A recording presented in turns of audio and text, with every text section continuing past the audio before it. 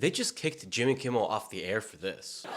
We hit some new lows over the weekend with the MAGA gang desperately trying to characterize this kid who murdered Charlie Kirk as anything other than one of them and doing everything they can to score political points from it. In between the finger pointing, there was grieving. On Friday, the White House flew the flags at half-staff, which got some criticism. When I heard it, I was in the midst of, building a great, for 150 years, they've wanted a ballroom at the White House, right? And they came in, they said, Charlie Kirk is dead.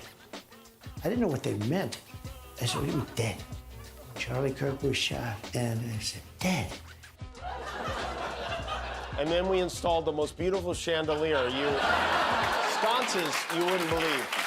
There's something wrong with them, there really is. I mean, who thinks like that? And why are we building a $200 million ballroom in the White? Is it possible that he's doing it intentionally so we could be bad about that instead of the Epstein list? Now, to be more specific, the FCC, which is headed by a Trump appointee, labeled Jimmy Kimmel's comments as a potential violation for broadcasting standards on incitement. ABC, owned by Disney, then took the show off air indefinitely. So, is this a violation of free speech, or is this justified? Here are the president's comments on the matter. Well, Jimmy Kimmel was fired because he had bad ratings more than anything else, and he said a horrible thing about a great gentleman known as Charlie Kirk. And Jimmy Kimmel is not a talented person. He had very bad ratings, and they should have fired him a long time ago. So, you can call that free speech or not.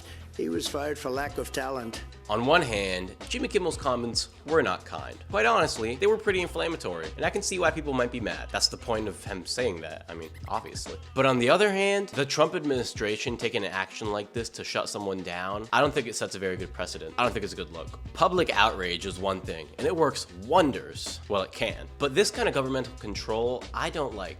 I don't like it. And I don't know if this is purely a Trump administration thing. I don't think it is. I think every administration does something like this. The government's gonna try and take as much control as possible, everywhere that it can. And it also kind of makes me think, can free speech exist on the mainstream media, like for news channels and ABC, NBC, like places like that, mainstream media? Or is everything truly controlled by corporations and governmental interests? Realistically, it's probably the latter, and we shouldn't really be surprised.